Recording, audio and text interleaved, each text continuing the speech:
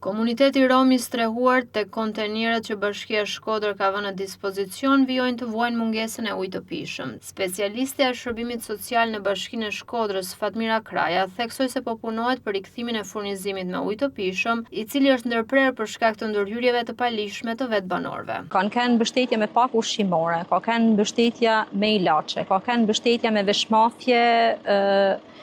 po ashtu dhe ka kënë edhe me njëtet, më thonë, të ndryshme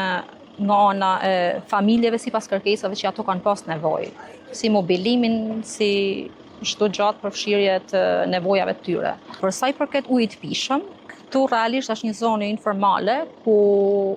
uji faktikisht duash në shpim dhe sa herë këto kanë pas faktikisht problematika të pjesa ujit, këtu është mundësu çdo herë teknikë të për ndërhyrjen e ardhjes së ujit, pavarësisht që ka pasur ndërhyrje të palishme ndaj tynëve, që kanë bë ndërhyrje për të pjesa e pompës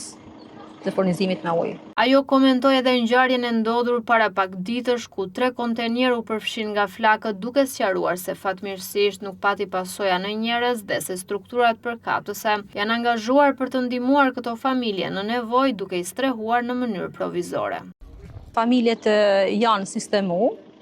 deri në moment të dytë, janë sistemu që momentin që ka ndodhur zjarri,